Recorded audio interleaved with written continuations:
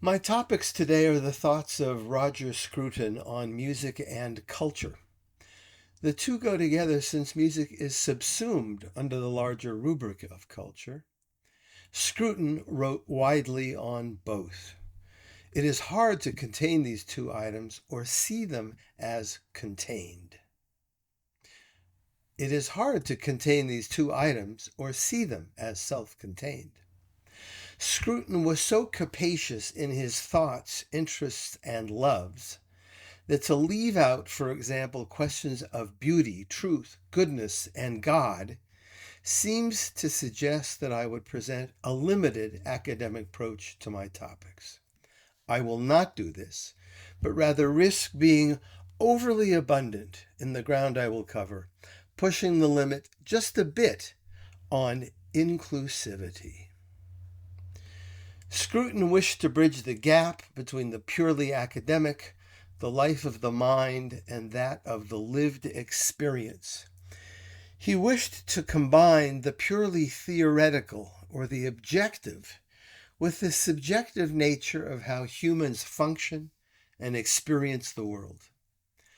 To do so, he looked at the world as a philosopher, religious practitioner, critic, Englishman, husband and father, and man of the city and the country.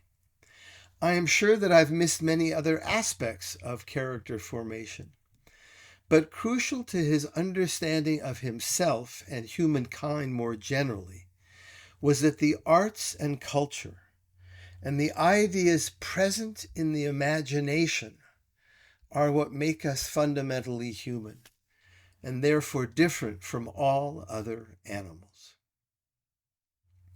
He loved the idea or the realization of communities, those created by location or like-mindedness, and the fulfillment of the soul that is brought by the life of the mind in all of its manifestations, the peace that we create through reading, writing, and discussion is also portrayed in our music, in which separate voices come together in harmony and move under their mutual influence toward a shared destination. The listener also shares this destination for, quote, "You are the music while the music lasts," end quote. This final comment suggests that Scruton was also a mystic of sorts. Scruton was, if nothing else among all the previous descriptions, desirous of using words clearly and for their fullest meaning. It is therefore appropriate to start this discussion with some attempt at doing just this with culture and music. I start again with the former since it does provide the overarching umbrella for almost all human endeavors, particularly the arts and therefore music. Culture can be used in its anthropological sense to mean almost all that humankind does or creates. Thus, culture includes language, ideas, beliefs, customs, codes, institutions, tools, techniques, works of art, rituals, and ceremonies, among other elements, according to the Britannica. Scruton tends to follow a more prescribed understanding of the term that refers to the best that mankind has produced and continues to produce. One might call this the knowledge tradition and its continuance, or the accumulated body of knowledge and its furtherance. Herder thought that culture, quote, is the lifeblood of a people, the flow of moral energy that holds society intact, end quote. Wilhelm von Humboldt thought of culture as cultivation. Later in his mid-1800s book, Culture and Anarchy, an essay in political and social criticism, Matthew Arnold makes the premise that, quote, culture is the study of perfection, end quote. Scruton understands culture as that, but pushes back the date of this process to the beginning of the Enlightenment. It is thus a democratic ideal that states that the best of all that has been and is created by humankind should be available to all those who wish to seek it. That all works, therefore, that comprise some form of human genius are available to all. It does not state that all of humankind can or will partake of this, but only that it is welcoming to those who wish to do so. Scruton also separates this type of culture and delineates it from other forms of culture, calling it high. He says, "It is my view that the high culture of our civilization contains knowledge which is far more significant than anything that can be absorbed from the channels of popular communication." This is a hard belief to justify and a harder one to live with.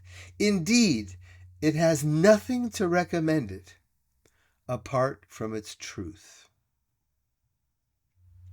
High culture is not a source of scientific or technical knowledge, but a source of practical wisdom.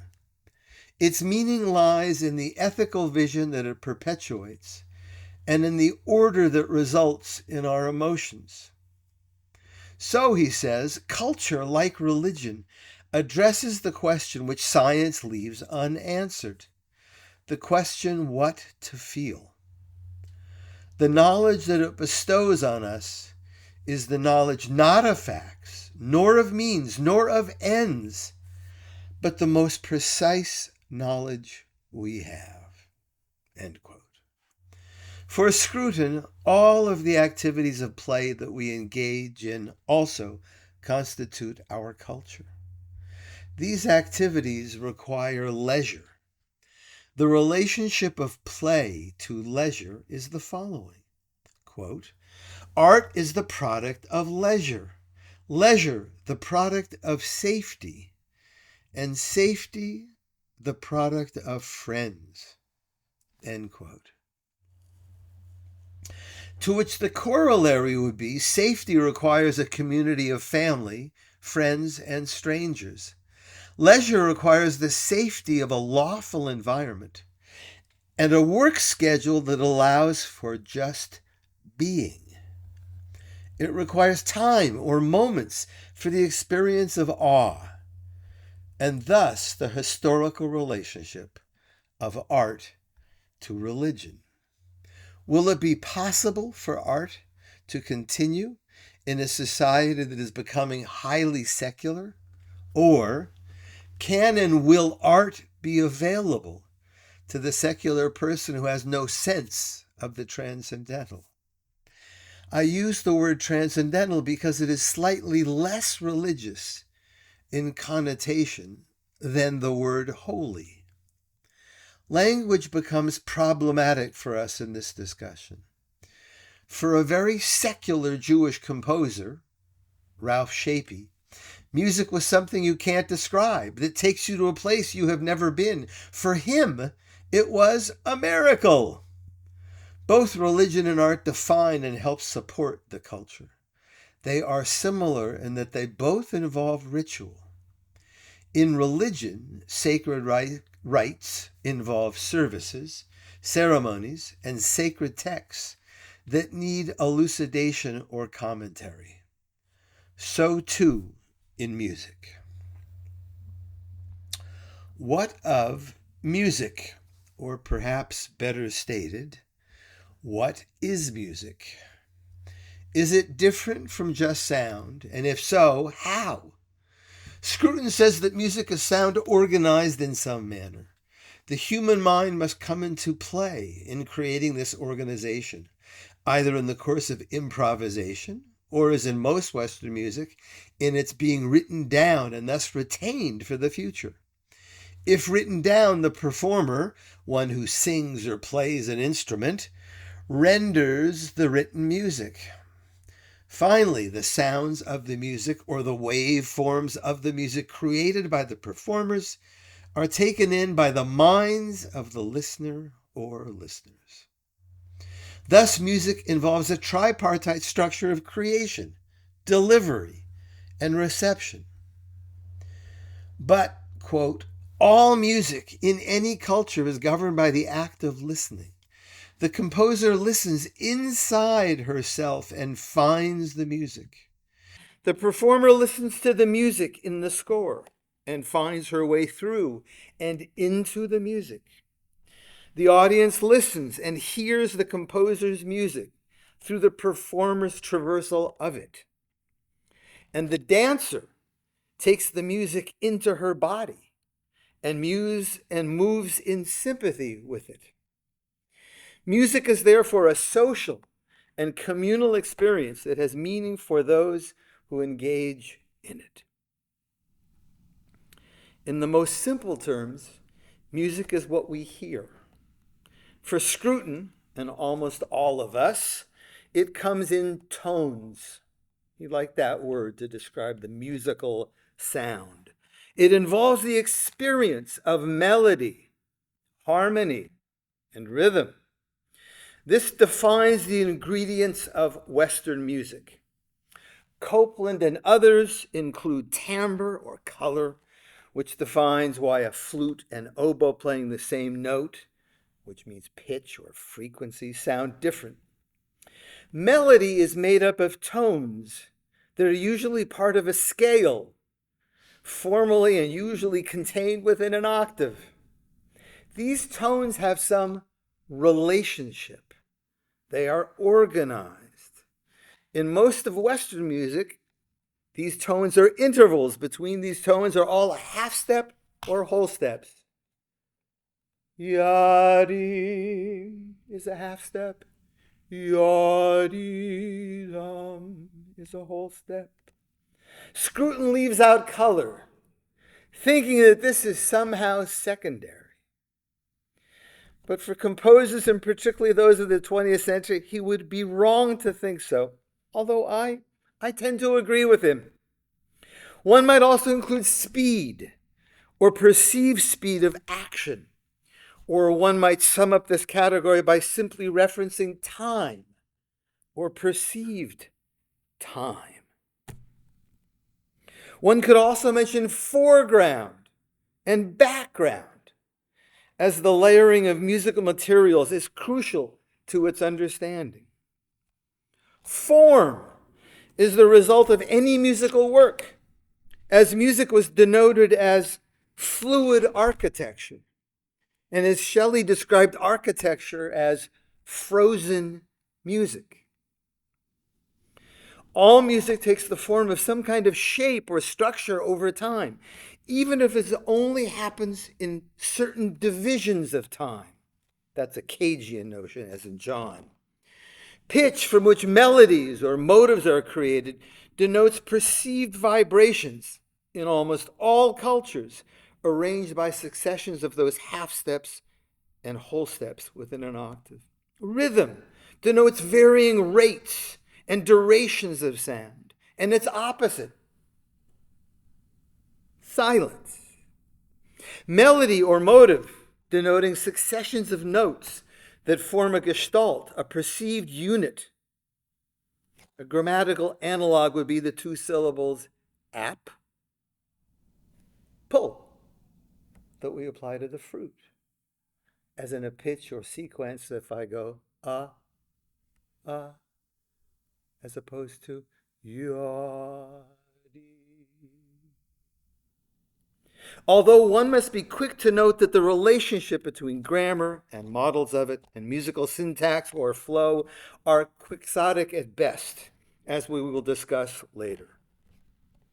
The creation of motives or melodies with various combinations of these ingredients form what I mentioned earlier, a gestalt, something more than just the sum of their parts.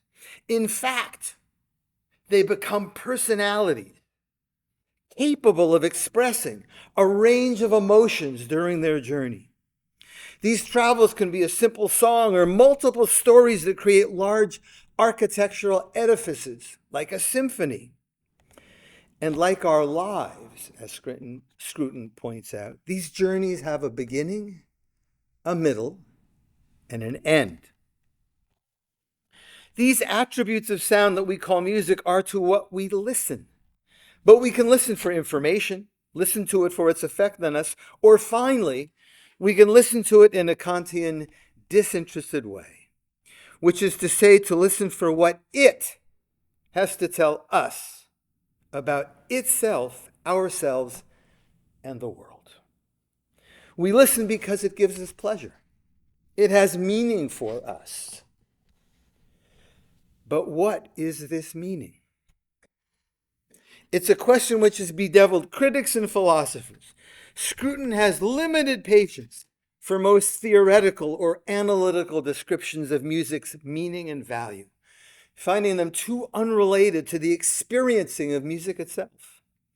Thus, after much discussion, he dismisses the arguments for an intransitive, non-relational account of musical meaning of Wittgenstein, the grammatical and syntactical analogies of Lerdahl and Jackendorf, and the Marxist rumblings of Theodor Adorno and the Frankfurt School, and most analytical philosophers to boot.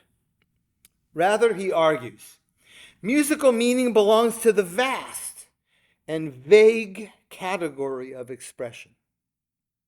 This is the category into which we place those meaningful gestures, which are understood not by adducing a propositional content, but by a spontaneous movement of sympathy. Music is full of movement. However, nothing in music really moves. Musical movement is only the appearance of movement. The capacity to hear movement in successive sounds is nevertheless fundamental to our understanding of expression. It is what enables us to hear the musical line as startled, shocked, tender, caressing, or melancholy. It's something that we hear in music, but not something that is independently there. If there is musical meaning, it is because there is musical understanding. Current theories of music tend to go wrong, either because they neglect this simple thought or because they describe musical understanding in terms of some theory whose primary application is in a field, such as linguistics, which has nothing to do with music. If a work of music means something, then this is a fact about the way it sounds. The false sciences and Kabbalisms of musicology are of no significance, not because they are badly argued, nor because they misrepresent what they describe, but because they describe the wrong thing. They offer to explain how the notes are in themselves and not how they are in the ear of the listener. In particular, we need to understand the relation between musical experience and musical culture, and to describe the context in which sounds come to us imbued with a meaning that is neither subjective nor objective, but commonly created and genuinely shared. And with these arguments, Scruton argues against the often heard notion that music is universal, something that can be understood by all. As if Indian classical music, Indonesian gamelan, Japanese court music, and Western classical music all operate with the same aesthetic and cultural values and musical languages. It is possible that they all, in some sense, can be appreciated by all listeners, but they cannot be really understood unless one knows the cultural principles that underlie the culture, and then also gains some of the principles, the worldview that governs the musical language. Music, for almost all of its existence, was used in religious contexts. It, like visual art, was meant to bring man into some meaningful relationship with the cosmos, with God or the gods. To sing and play was to create oral communication with the divine. This tie has been torn asunder in our modern age, where high culture has tried to help man regain his sense of integrity, not to mention community and purpose, without a relationship to the divine. For some, if not most, art and the artistic experience is now separate from any religious context. Or we might say that the artistic experience and the transcendence it can provide has replaced the religious experience. Music might be the best example, as its history and how we experience music closely align with our understanding of the larger religious world. Great works of music are thought of almost as sacred texts, with their composers being considered prophet-like or divinely inspired. These texts are treated to a process of hermeneutics, interpretation, by their interpreters, the performers. Performances are blocked off in time and space, just as are churches and synagogues and mosques. While these performance halls are not quite considered sacred, for many who attend concert performances, they serve as sacred spaces, places where transcendence can occur. Western music is most usually created by an individual. This individual tells us something special. While probably existing in the tradition, it must display a unique and idiosyncratic voice. And thus it is irreplaceable, as there is no other work just like it. And so a high culture involves a repertoire, an accumulation of works of art, and exemplary utterances, which create the common ground in which the new and the surprising are planted. It is a music that takes us out of ourselves, and we are placed in the realm of something other. Sacred objects are filled with an aura of meaning. They are places where calculation stops, where the endless pursuit of means is measured against the value which is not instrumental but intrinsic, says Roger. High culture and its musical manifestations capture the same ineffable mysteries that are found in religion, that are found outside of our daily, mundane routines. In this view, art music builds out of the religious experience and can lead us to glimpses of the divine and to moments of redemption. I'm going over my allotted time by a few minutes, gentlemen. I will take it as my prerogative as president of the Center for American Culture and Ideas. You'll give me an extra 3 minutes. Since my topic is music and culture as understood by Scruton, it would be unkind of me to leave out his views in that which makes up the vast majority of our cultural landscape, and to which my colleague will refer. Popular culture. Since Scruton is very much interested in aesthetics, the making of hierarchies of judgment, one shouldn't be surprised that he's taken on popular culture and is willing to make value judgments in this category, as well as that of art music. It is fair to say that he generally is welcoming of older popular culture and its music, as in the American Songbook of Cole Porter, the music of Louis Armstrong, even the Beatles, and less so more contemporary products such as U2 or Nirvana. He's generally skeptical of the latter as forms of consumer culture at its worst. He finds the ubiquitous presence of popular music, quote, that permeates all public spaces vile, as it makes any kind of thought or conversation problematic, particularly for those who really hear music. For them, it is almost impossible to turn off, and its banality is overwhelming. The message of this popular music is, quote, antinomian, and counters most notions of what it means to be an adult.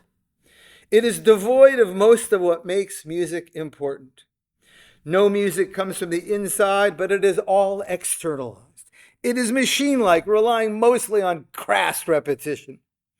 Its phrases are standardized, its tunes never from the internal.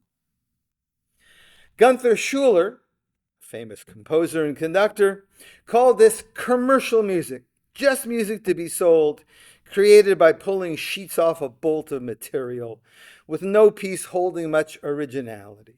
It was and is adolescent music created for adolescents. It lacks the attributes of serious music, solid musical materials, a beginning, middle, and an end, namely the journey that is expressed in real musical thought. It also lacks defining factors of true music, the ability to be subtle and to express a wide panoply of emotions. Scruton says, most pop is now a manufactured item. It exists almost exclusively from the studio. Live performances must reproduce this experience slavishly. The song can rarely be separated from its singer. It has no independent identity. It is associated solely with its creator. Imagine is John. Blackbird is Paul. We Are Never Getting Back Together is intimately tied to Taylor Swift. The music has become the means to present the performer rather than the other way around. Maria Callas may have become a classical star, or even the classical star, but she did it on the backs of the music of Puccini, Bellini, and Verdi, who wrote the greatest of music. And if her public statements have veracity, she understood her subordinate relationship to these composers. She presented her understanding of the music and her relationship to it. It was certainly not all about her. Current pop stars never grow up.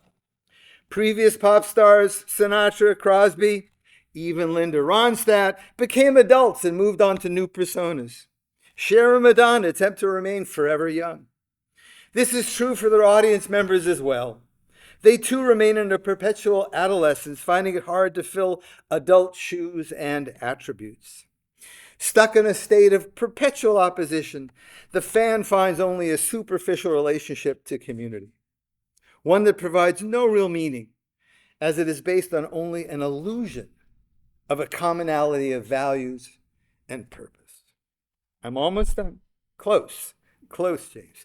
The pop star becomes a commodity with a change of name.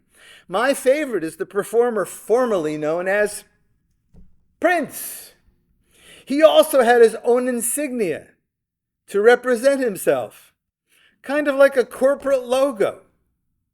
If it is all about image, then the music video is most appropriate, as it becomes all about her look and looks, and the music itself falls into the background. Just as movie music is meant to be only supportive of what is happening on the screen, a barely heard experience with little character of its own. Pop is perfect for the notion of a flattened earth, perfect for an equitable environment, as it requires nothing from its listeners. It's perfect for 8-year-olds and many 80-year-olds, all of whom know little about adulthood. There are no barriers to participation, auditory skill, writing, morals, or the ability to make value judgments on matters that matter. All of this is not needed when we sing or hear "We Are the World," a fatuous song based on the unfounded presumption that all humans think alike and are basically good, a pop and youth trope, notions that are refutable simply by the words Taliban, Hamas, or Stalin. It also suggests a truly simple and banal answer to the problems of Africa, which someone like Magat Wade is responding to currently. And finally, pop offers a freedom of escape from the transformation to adulthood. It attempts to create simple forms of community without providing moral and emotional understanding. It provides an empty background of meaningless murmurs that cancels or blocks the presence of the true meaningful musical object. Like a fly caught in amber, it offers no movement, no goal, but only a sad, permanent stasis, without the possibility of finding meaning or redemption. It is a poor substitute for a mature, fully lived life, or for the serious music that leads to a real sense of who we are supposed to be as fully human beings. Here is Scruton for the last word. Promise. Knowledge of the facts and knowledge of the means, but no knowledge of the end. We no longer know what to do or what to feel. The meaninglessness of our world is a projection of our numbness towards it. Culture, high culture, supplies what is missing. Thank you.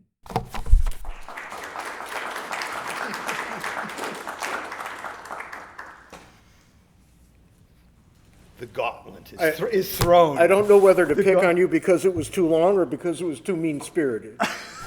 You're the only person I know who has ever taken "We Are the World" to task. What in God's name is wrong with you? Time, so you haven't had it out. Come on, man.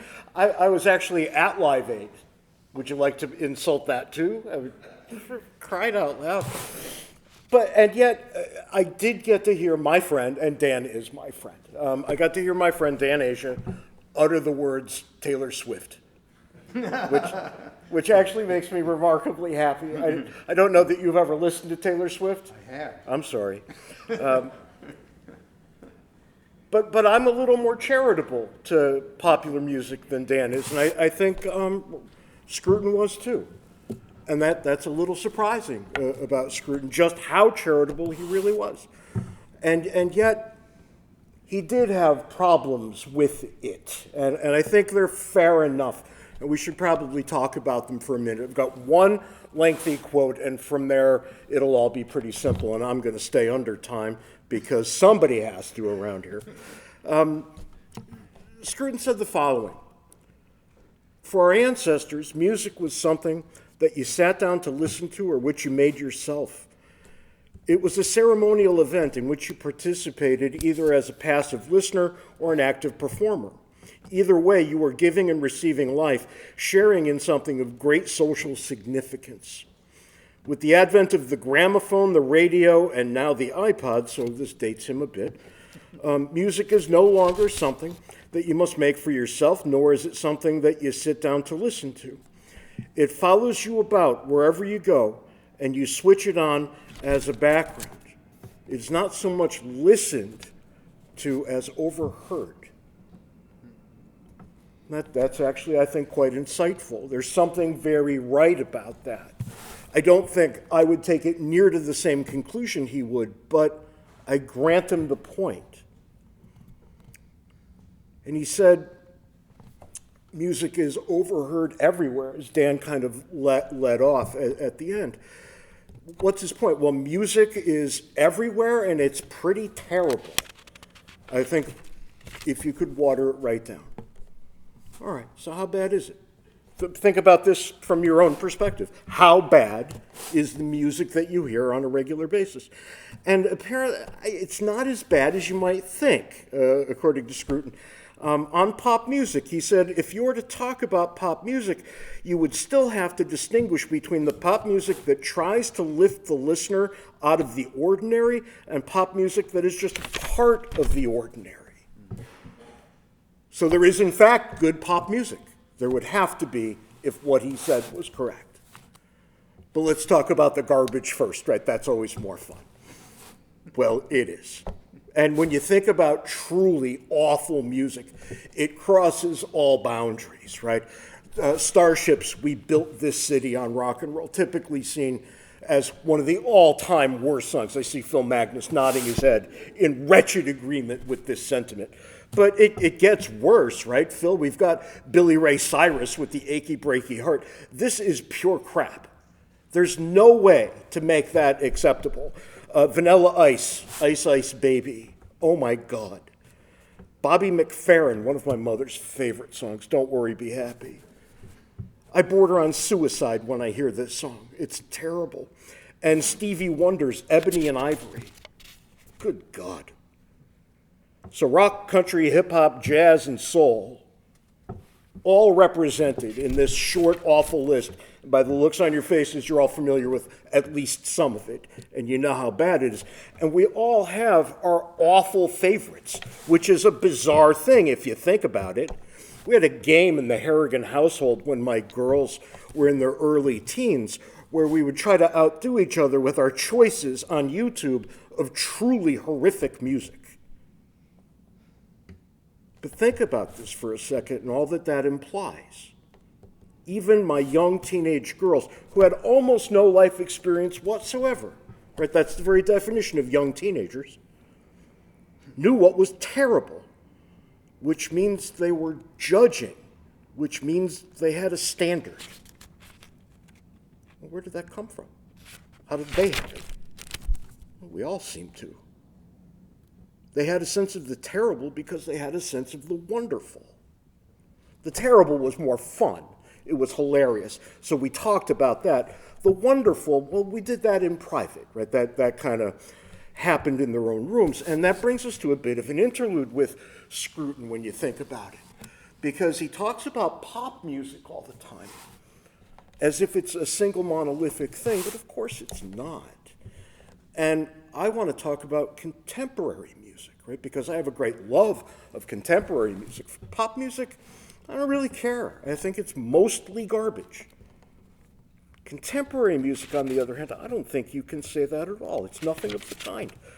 And we picked on Stevie Wonder just a moment ago, and you probably bristled at that a little bit because Stevie Wonder is an outstanding human being and musician. Would anybody not see the beauty in Songs of the Key of Life? It's 1976 classic, an absolute masterpiece. Or how about Led Zeppelin's first 6 albums? My goodness, those were amazing. How about Pink Floyd, 73 to 83? That would put them from Dark Side of the Moon to the Final Cut. Most people don't include the Final Cut. I think it's their best work. This is remarkable. How about anything by Miles Davis, Bob Dylan, the Beatles, Jimi Hendrix, Bowie, Prince, shame on you, Eric Clapton, Jeff Beck? You get the picture. To understand us, you have to have some understanding of them. Right? They are part of us. Contemporary music is often quite wonderful. And a lot of it has clearly withstood the test of time. And I think that's the ultimate thing, right? Dan gets to that a little bit in his piece, and I'll talk about it now. We've got the Beatles and the Stones in 63 and 64, respectively. Okay, they stood the test of time, clearly, at this point. A lot of the music from that period hasn't, and that's the point. It hasn't. It wasn't good enough. It doesn't make the heritage. Other things do. Scruton talked about Elvis and Eric Clapton. Why? He thought they were pretty good. He talked about them in the sense of the human rhythms that they gave us, as opposed to the electronic nonsense that floods at us from every direction today. He was making that point that there are sounds and there are noises, and maybe we should concentrate on sounds a little bit more.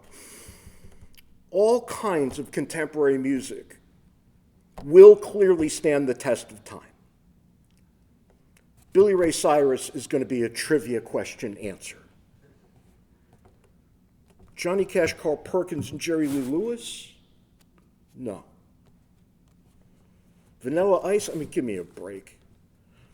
NWA, Public Enemy, Eminem, Tupac? That's a different story. It's a better story. It's a more interesting story. But you see how this works, right? It takes a minute to get to the realization which flavors of the day right now will still be played in 50 or 100 years. And frankly, I have no idea. And that's what makes it kind of fun from where I sit. The top 10 right now, as of today, includes Kendrick Lamar, Tommy Richmond, Taylor Swift, Drake, Teddy Swims, Benson Boone, Sabrina Carpenter, and something, God help me, called Shabuzi. Which of them will we be listening to in 100 years? Maybe none of them. I don't know. Most of them are, as is the case always, most of them will simply fade away after amusing some of us for a while and annoying some of us for that same while. And it has ever been so. This is just how it works.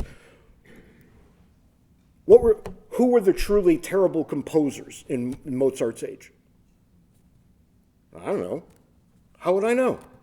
Thank God I don't know. That's the beauty of it, right? The good ones rise to the top, the bad ones just disappear. So what can we say? Things are about the same as they always were. Imagine that. When is that not true? Except for technology.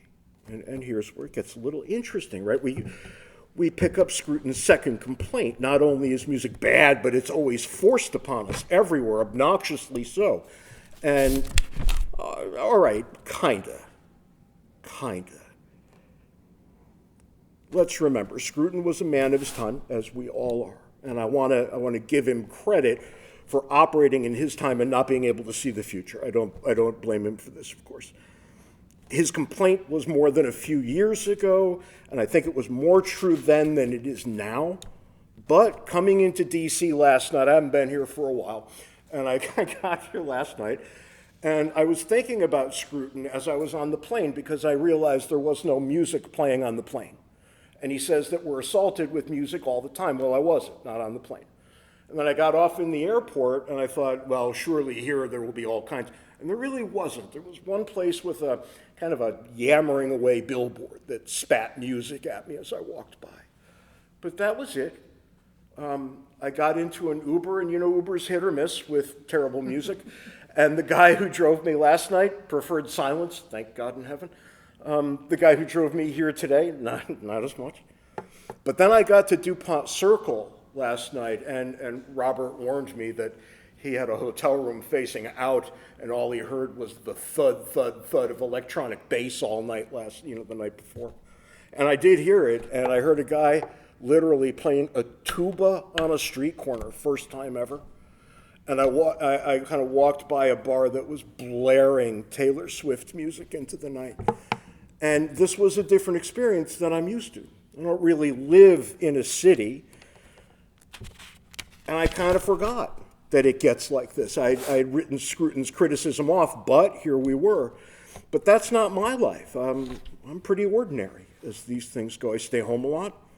I don't live in the middle of a teeming city. I live just on the very outskirts of Tucson, Arizona.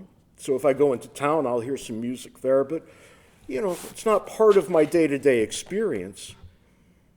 And, in short, I avoid that kind of nonsense because I don't care for it. I don't like when I get blared at, so I get to make that choice. And indeed, choice explains all of this, and it's way more important than I think we give credit typically, because culture is exactly the sum total of our choices, collective choices, and the way we have to live together as a result of them. There are all kinds of lousy choices. You see them all the time. I don't really get Taylor Swift. I don't. I know she's very popular, and I tried to watch that concert movie. I thought, if I watch this, perhaps I'll understand. Literally 8 minutes into the performance, I couldn't wait to shut it off. But, in fairness, my parents didn't quite get what I was listening to when I was 17, which was Iron Maiden and Judas Priest. That was my first concert. It was fantastic. My parents referred to it as noise, as choices. I actually brought my daughter when she was 20 to an Iron Maiden concert, literally 40 years after my first Iron Maiden concert. They clearly have stood the test of time. Iron Maiden and Judas Priest, they're part of the heritage now. Could you have known that in 1983? No, you could have only had a bit of a suspicion. Our choices have become more boutique with each passing year. Why? Because we have more choices to engage in. The entire world flows into us at the point of a phone or a TV, take your pick. So Scruton's gramophone to radio to iPod timeline, it actually captures quite a lot. We once had to gather to experience music. Think about that. Think about all we had to do in order to experience music. And this is what Scruton points us to as kind of the salad days, the thing that we should be yearning for. A group of people had to be free to gather. You already know how difficult that is. Try to assemble your friends to do anything. A number of them had to be proficient musicians. All right, now it's getting really difficult. They have to agree, at least roughly, on what to play. Do you know musicians? They need a venue. This kind of thing doesn't just happen, and when it does, it's a minor miracle. But gramophone to radio to iPod is incomplete as we've moved on to our phones and Spotify, which, for my money, is the finest thing that has ever happened to me. It absolutely is. There's over 100 million songs on Spotify. 100 million? You've got to be kidding. And here's the kicker. I'm still annoyed by it on a daily basis when I go looking for something and it's not there. That's the kind of nerve I have. There are 100 million choices, and I'm angry because I can't find last time Gary Moore, If the Devil Made Whiskey. What the hell's wrong with me? Well, probably the same thing that's wrong with all of you. Not only that, earbuds. Oh man, what a gift from God those things are. We don't annoy each other on a moment-by-moment basis nearly as much as we used to. Anybody here remember boom boxes? Are anybody old enough? Those were the most annoying things in the world. I wanted to kill everybody who had a boom box. Why? Because they listened to something I didn't. Choices. American Airlines, I have the unfortunate reality of flying American. They made an announcement at the beginning of the plane that the only appropriate volume for anything you're listening to is 0. And if you listened at anything other than 0, they would come and tell you to stop it and then take your device away. Yes, please. It's a wonderful life and getting better, right? This is amazing. Music might not be the same tremendous social thing it once was, but it's because we have so many options now. Options that they didn't have. Would you give them up? I wouldn't.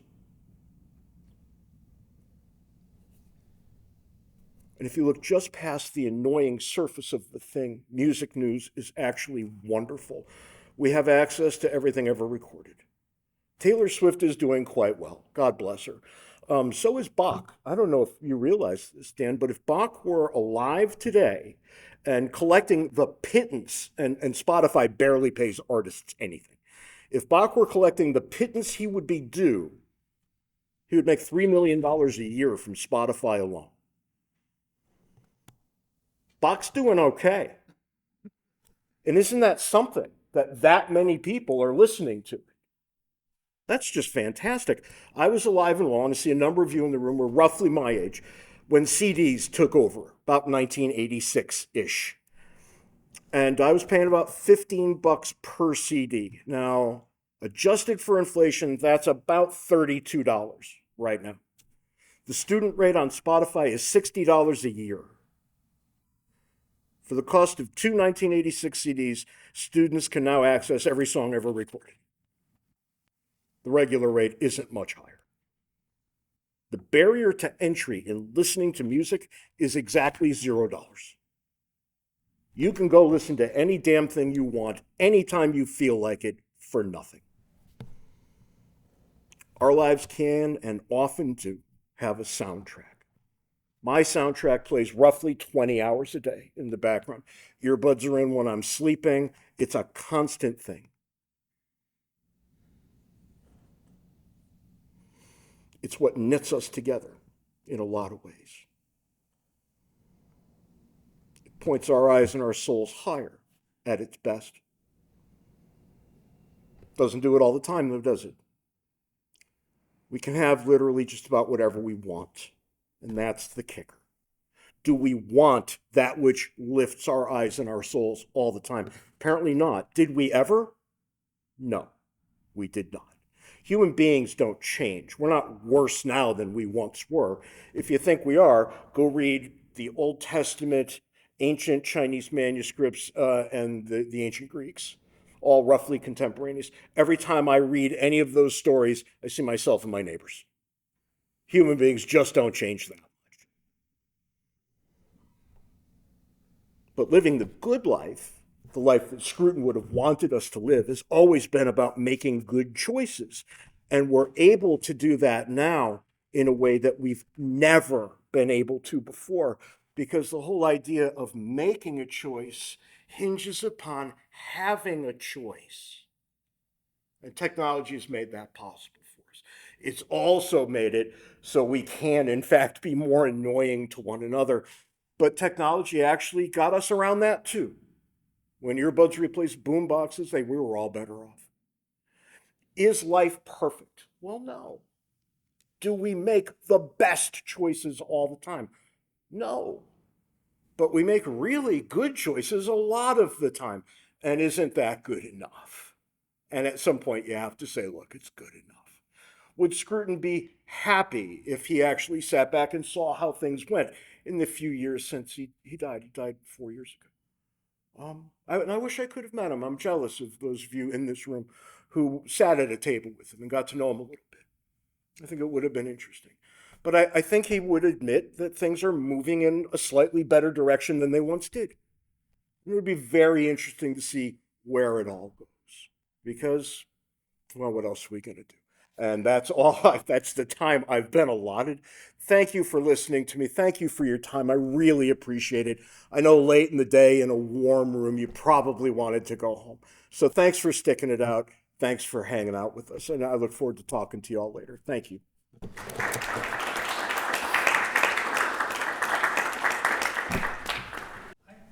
hope I'm sounding insulting, but I think in modern classical music, virtually none of it is really popular because it has virtually no really good melodies.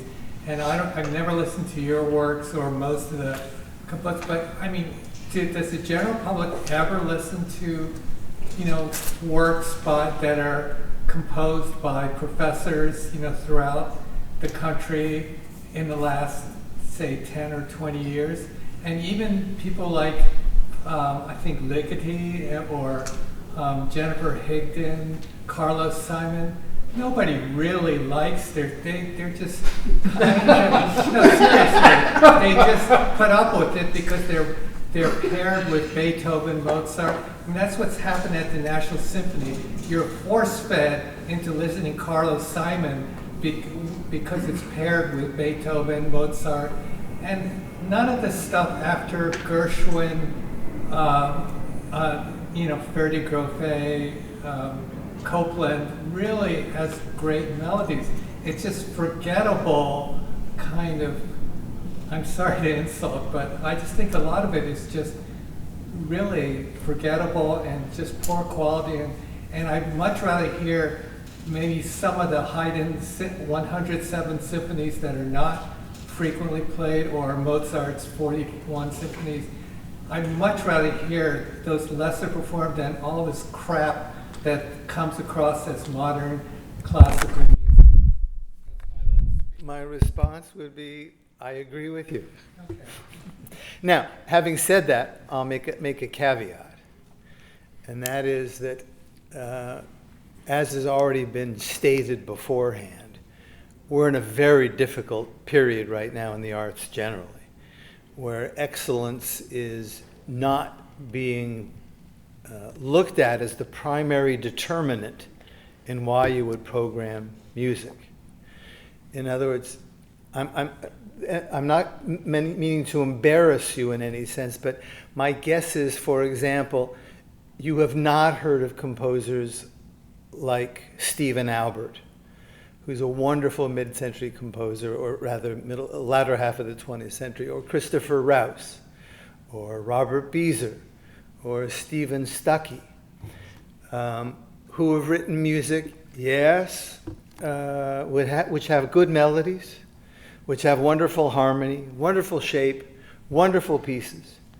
And that's not because they're not great pieces, because I can vouch for them that they are, but because they are being forgotten now, or they have been forgotten because of the nature of the way the classical music industry, and I'll state it like that, has progressed.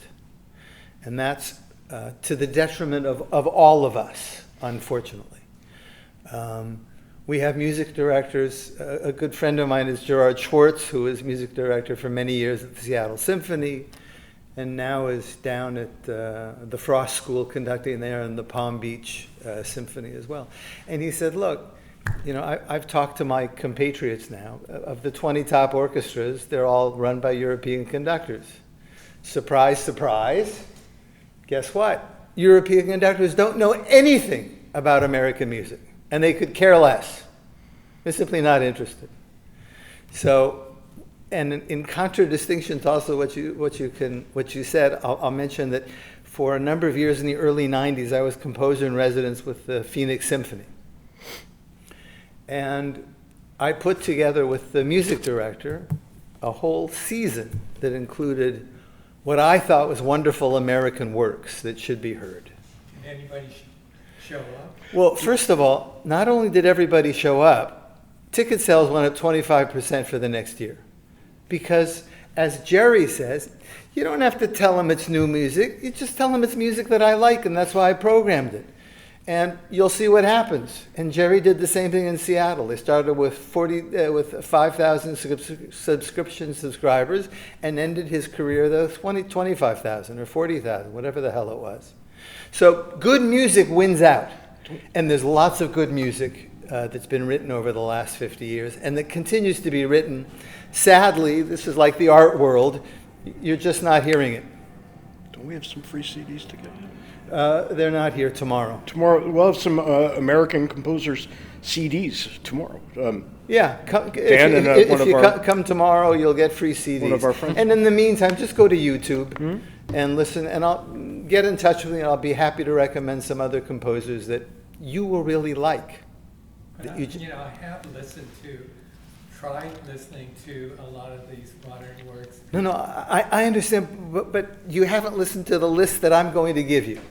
So if you will do me the favor, I'm easy to find. There's only one Dan Asia in the world that I know of right now. So you can find my email. I'll give you a card at the end, and I'll give you 10 pieces. And see if you like 6 or 7 of them, a lot. Let's see what happens. Fair enough? I've played this game with him. It's nice. It's nice. I promise. He listens to Pink Floyd and Led Zeppelin, but then he doesn't like them. So. But I still like some of the Beatles songs. Some of the Beatles. You see, some of the Beatles. You're stuck in one generation prior. Here's my major concern. I'm getting older. Am I going to be in a place for older senior citizens at some point? Maybe, probably. Probably so. My concern is what happens when I'm there and they're playing Satisfaction of the Rolling Stones. That'd be great. Right? I just can't imagine that. It was fine when I was 16, but by the time I was 18, it was enough already. So that's my view on the. That's the concern. That's the concern. It'd be more amusing if you were listening to the Who singing about how they hope they die before they get old. Right. Yes. What if they play ABBA in the old folk? That'd be great too.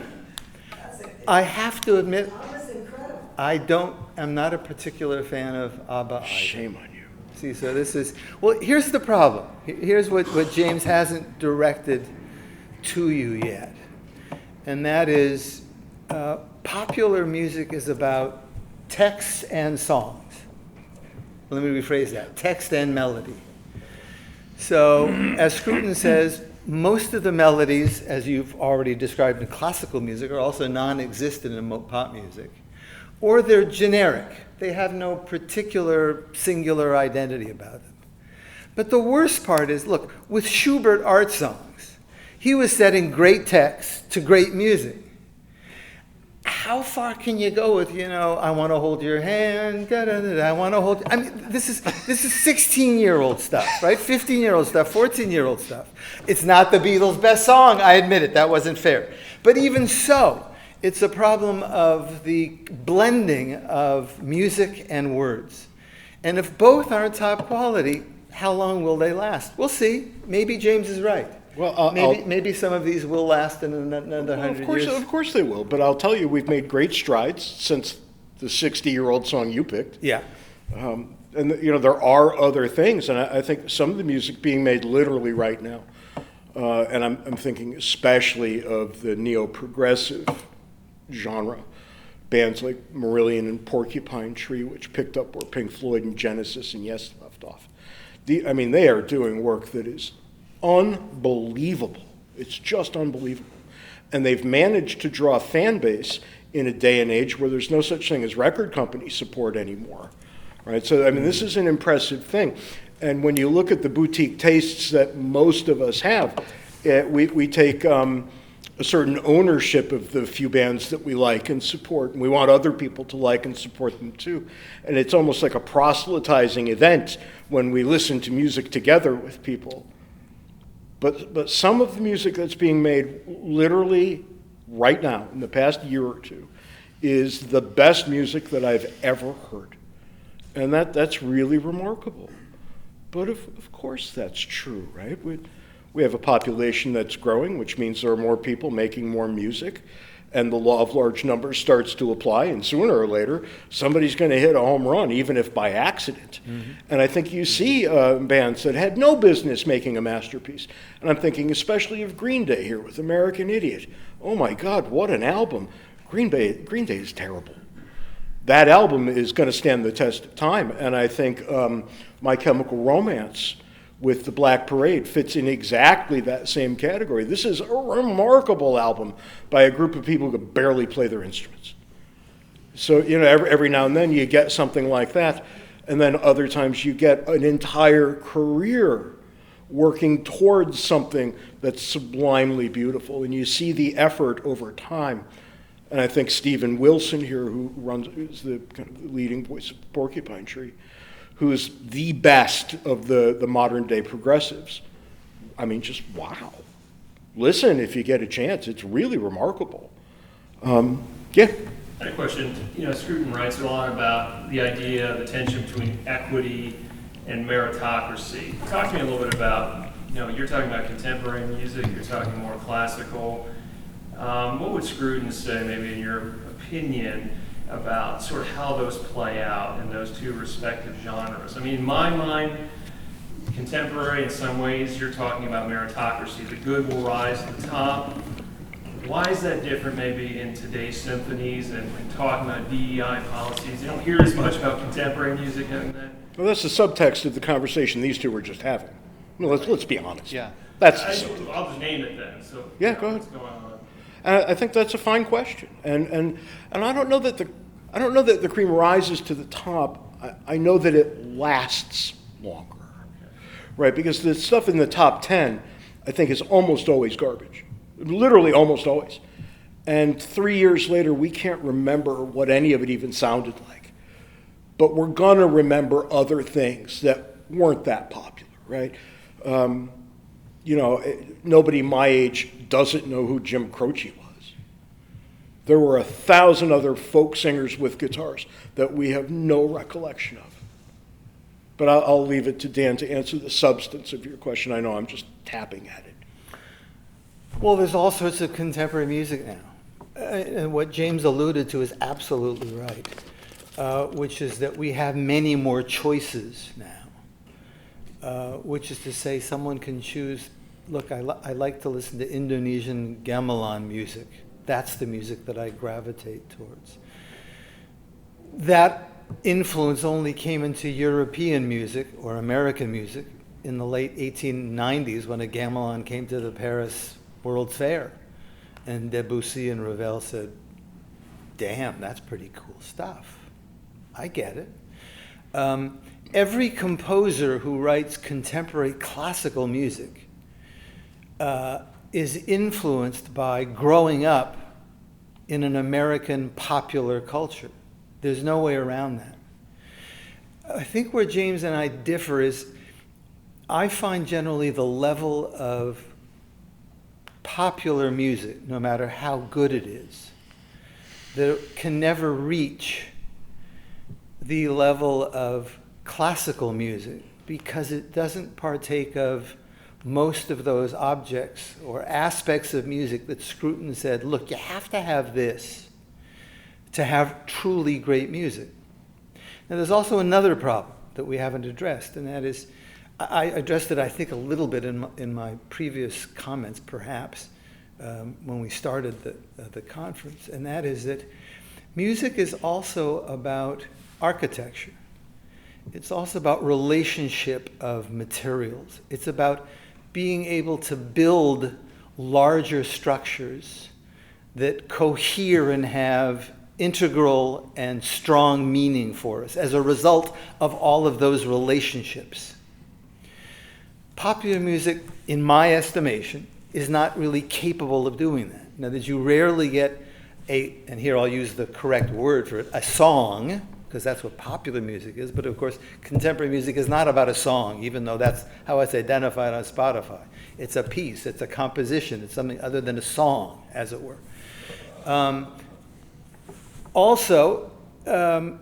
It's about music as an abstract art form. It doesn't rely, in other words, much of the best contemporary classical music and best contemporary classic doesn't rely on a visceral relationship of words, but it requires and demands that the music itself go deeper. It's not superficial. It longs for depth of meaning, as Scruton might say. And James finds that in the music that he listens to. I don't find it. I find it generally to be like that bolt of cloth. Now, there may be the rare exception where something is really good. Again, Schubert wrote great songs. I think some of the Beatles songs are probably going to last because they're great songs. I can't listen to them all the time because I don't learn much from them because I know them too well. Where with a Beethoven symphony or Brahms symphony or Copland Third or other works that I consider of greater magnitude, I hear something different in them each time I hear them. But here's the thing.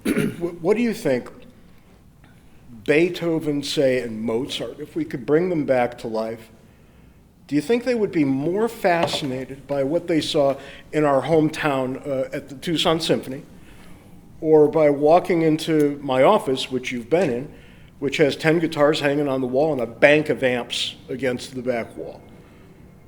I think they would be more fascinated by my room than the symphony, because it's new, there's sounds they could never have imagined before, and I think they wouldn't be able to, they couldn't wait to write. Yeah, for the those new problem. sounds. I've heard that said a lot. That's what, in other words, if Mozart were back, he'd be doing rap music. Well, I don't know if he'd be doing So- rap, but he'd be interested in hearing it, right?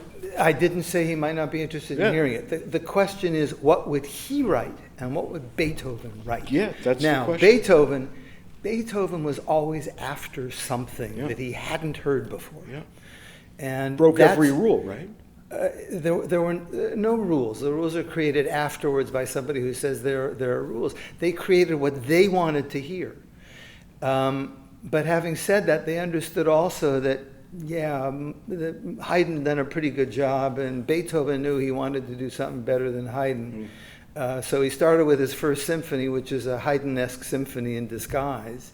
But it becomes his own, and it lands on top of the tradition. But every piece, Beethoven for most composers is, you'll excuse me, the guy, right? He's the guy. Why? Because that's when every piece started to have its own unique identity. Mozart, you hear one piece, you hear another piece. It's very hard to tell which is which, admittedly. Haydn, 107 symphonies. I mean, for God's sake, how do you write 100 symphonies? Because you have patterns that you're going to write in, as do pop guys. I mean, obviously, the blues are the blues. Yeah, 1, 4, or 5. Well, let's place it. You got 4 chords. But to create something that's unique, that's individual, that says, here I am, here's my understanding of the world, Beethoven set the standard. And for better or worse, that's what every composer has been trying to deal with since then. And yes, there are composers who have created, you said something very important. He said the 6 albums of Pink Floyd. That's right. They're all good. They're all good. Okay. It's about an oeuvre, right? It's not just, I wrote this one piece. I mean, that's cool if you wrote one piece that everybody loves. But it's another thing to be living a life in the music, and creating and never stopping and knowing that that's your life, is to create one piece after another, and hopefully each one's going to change. Each one's going to be different. It's going to reflect your view on where you are now. I mean, why didn't Beethoven stop after 15 piano sonatas? They're good pieces. They're great pieces, because he wasn't satisfied. We are, as listeners, we think they're great. But there's something that he hadn't found yet. So he wrote another 15, right? But there's a reason also why he only wrote 9 symphonies as opposed to Haydn's 107. Because each symphony he had to think, okay, what is this symphony going to be like? What do I want to say now that I haven't said beforehand? Which is why the third is so astonishing after the first two. And the fifth is so astonishing. And then the sixth, seventh, eighth, and ninth. Because they have their own individual personality. Each piece tells you, this is what I'm about. Just listen to where we're going to go. And I'm going to take you on this trip for 40 minutes. God help him. You know, and he's scratching out and he's revising. He's saying, that's not good enough. That's not quite right. So he's the model for most of us, because most of us struggle. Mozart, so it seems. I don't know if it was that easy, but that's how it seems. That's what we're told. I'm ready to believe it because it just seems so facile. Is it as deep as Beethoven? No. Is it gorgeous? It's gorgeous. You know what I wouldn't give to write something that gorgeous. You also said something very important. Yeah, it's all going to shake out. We still have Bach because Mendelssohn, 100 years later, discovered these manuscripts and said, damn, nobody knows about this, and this is unbelievable. It's really quite something, isn't it? It's just unbelievable. And so we have Bach, right? I, as a composer, have to hope and have to think, in 50 years, they're going to say, it wasn't Philip Glass. Okay, it wasn't Philip Glass. It's Dan Asia. It's Dan Asia. If you want to listen to the real music. I can assure you Yeah. that in 50 years somebody's going to say it wasn't Philip Glass. We'll see. I mean, right now, Philip Glass. That second part, I don't know. And But John the first Adams are the most popular of American composers. I mean, I'm not sad that they get great accolades and many, many commissions. But the point is, we'll see. That's right. In 50 or 60 years or 100 years. We'll always see. We'll always see, because this stuff is being kept around now. Yeah. So you mentioned, rather than, I want to get your thoughts on yours too, James, if you have any, on the future of tonality. You mentioned at the end of your speech, you know, this question around soundtracks, and I think, you know, Roger often would end his pieces or his books, whether the aesthetics of music, modern culture, et cetera, with this kind of looking towards the future. Here are rays of hope, here's possibilities for us. Yeah. And people have mentioned this before, you mentioned it yourself, you know, that soundtracks seem to be right now the kind of main popular form that tonality still exists in, I don't want to say classical music necessarily, but at least in the popular understanding of it. And that could be soundtracks for movies or soundtracks for video games, and more people seem to be drawn towards this sort of tonality. Yeah. And I think that's interesting. There's maybe some hope in that, but it also concerns me in a way because it's not really a listening culture. Even if you have, I don't know, I guess maybe going to the orchestra to hear the Star Wars soundtrack and show the movie. There's that community participation, but it's not the same sort of participation that I think going to a concert is. It's more so to see the movie and experience the live music rather than listening to it. Right. Just on the sort of, right? So I would just love your thoughts on the future of tonality. If you think this is a concerning thing, if you think there's maybe a way that I think actually that's no longer a question. I know that's an odd thing for me to tell you, but which is to say, we went through a very difficult time in the middle of the 1900s with composers like Milton Babbitt, Earl Brown, and others who were pushing the envelope of serial music and or non-tonal music and or looking at music. This parallels Roger's comments about using the wrong lens at which to look at something. You know, can music be sculpture? It can. Can music be like a Calder sculpture where its parts are always moving in relationship to each other and always different? Yes, it can. Can it produce a musical result that lots of people want to listen to? It hasn't. Are people listening or singing Schoenberg's serial melodies? No, he was wrong. He was full of crap. Ain't gonna happen. There was no melody there. There's nothing, you can't find it. Didn't happen. So really since the 1960s, that was a waning non-tonality, atonality, polytonality, all words that different people use, essentially waned. The response was for someone, like Philip Glass, or Steve Reich with minimalism, and then neo-romanticism, composers like John Corigliano, David Del Tredici, who were already writing essentially completely tonal pieces in the late 60s, 70s, and 80s. Since the 2000s, now it's a whole new ballgame. It's very interesting. Well, let me rephrase that. It's not very interesting. Sociologically, historically, it's interesting. In terms of the music, it sucks. Okay? But most younger composers have now, in trying to regain an audience, have moved towards the popular. And they're integrating jazz and other world musics with their own classical sensibility. The problem is, of course, often they don't know anything about the past of classical music. And it's kind of the typical problem. There was something called third stream music. I'll be quick. I'll get through this. That never happens. Third stream music was something that Gunther Schuller tried to put together, which was a combination. The one stream is classical, the second stream is jazz, and you put them together and you have third stream. And it lasted about a decade. And why did it finally fail?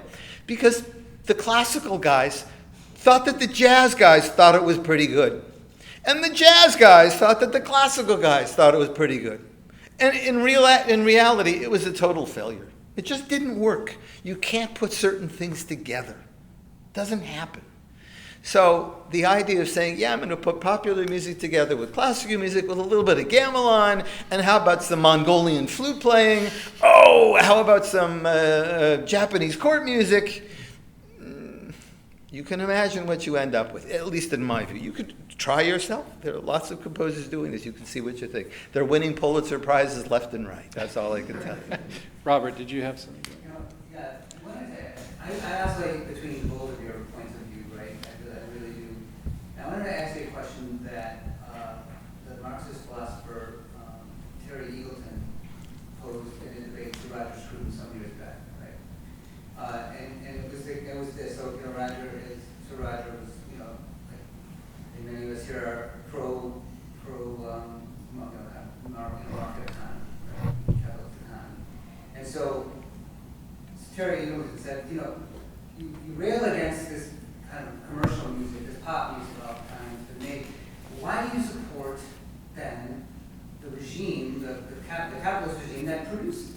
How can you justify having those two positions? Right? How can you say pop music is horrible, but then you have to, then you probably support the other capitalist structure, which, and I didn't think Roger had a great answer to that, which I thought had to do with a lot of the case where I come from, and the question that I'm asking is that I think there's a time and a place for all types of music, right? And the ethos and the morals of the 18th, 19th, 17th, 18th century are different than the moral ethos now, the capitalist moral ethos that we have and the morals that we have now.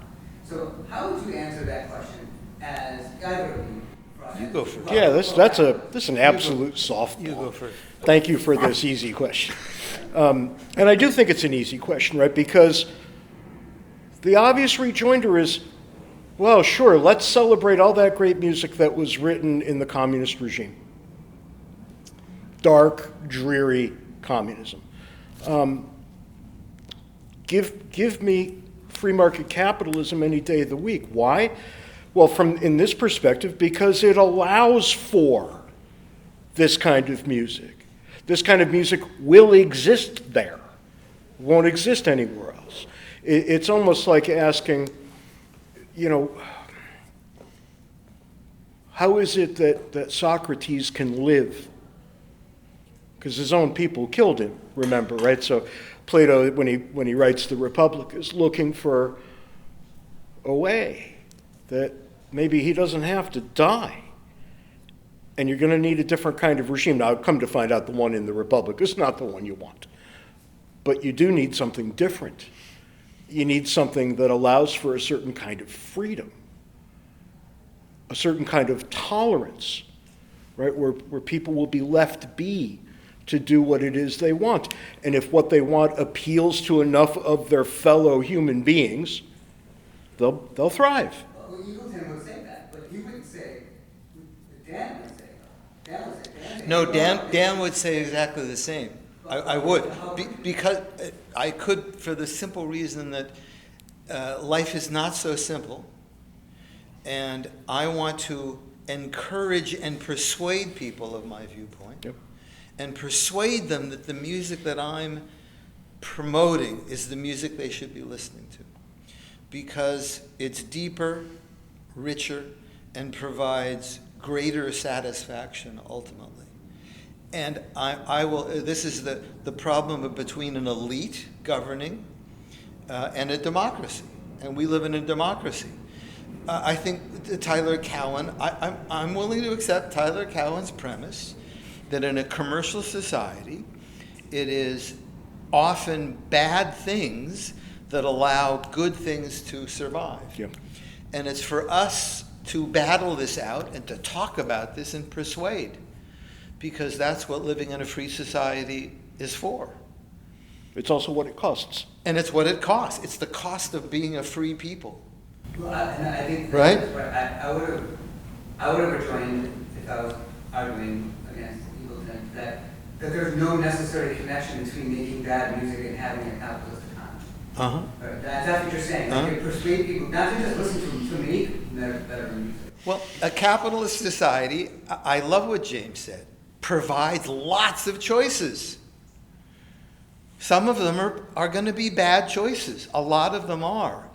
Our job, I think, is to persuade people to make good choices. In a non-arrogant way. In a non-arrogant way. I'm not, well, yeah, I'm a little arrogant. It's Fine to be you can't walk into a room, and every professor does this. I'm guilty of it too. Yeah. You walk in front of a room and you open your mouth and you do it. What you're really saying is, I know something you don't. That's right. And you're going to listen. That's right. And you have to temper that. That's right. Right? Because that urge is counterproductive if That's you're right. really trying to persuade. That's right. That's right. No, it's just you have to have a belief that your ideas have veracity. Yeah, or else right. you can't present them in a strong way. That's right. But and you do have to be persuasive. That's right. Right, and it I just think- can't be I about think- force all the time. I think for the end of the day, Close, it's also about conservatives need to be persuasive, and perhaps even more persuasive. Well, Right? We have to be willing to argue. It's hard to imagine them being any less persuasive than they've been in the past 40 years or so. Less persuasive. Yeah, we haven't been doing a good We haven't job. done a great job. But you see, I like to think in our small way, and Scruton, I think, would have accepted this. This is an important. I forgot if I'm mentioning it maybe tomorrow, but that is Scruton liked the small community because he saw it as person-to-person interaction and making a difference in each other's life, person to person. And I think that the way that we will succeed, the way I will overcome James's wrong views about music, is one-to-one arguing with him for the next 15 years, God willing, and talking to others and saying, no, here's something to listen to. Here's something to listen to. See what you think. And then let's talk. But this is the point of every great debate, right? It is. And you and I debate all the time. And I know I will never change your mind, and you know you will never change mine. But who knows? who That's might right. pick something up from one or That's the other right. of us. That's right. And the more often we do it in public, the better off I think we are. Yeah, and I'll listen So- to Green Talk, is that what it's called? No, it's not called that at all. So, Was I close? Well, I think this You're is a not great close. note to I think end on. that's We're, right. we're at about Okay. time. So let's thank Dan and James here. thanks, guys. Thank you for coming. Thank you. Tomorrow we start at I don't It's at know. 11. at 11:30. Oh, that's so humane. AEI. There you go. We begin with a performance presentation by the absolutely wonderful cellist Julian Schwartz, son of the aforementioned Gerard Schwartz. It'll be good stuff. But You one, should come. one of our great young cellists. Good so, come, he'll be playing Bach, he'll be playing Asia, and we'll talk about what it means to make music and to play music. Yeah. And that's really in honor of Roger, who I think thought music was at the center of his soul. Yep. Okay? See you then. Thanks for coming.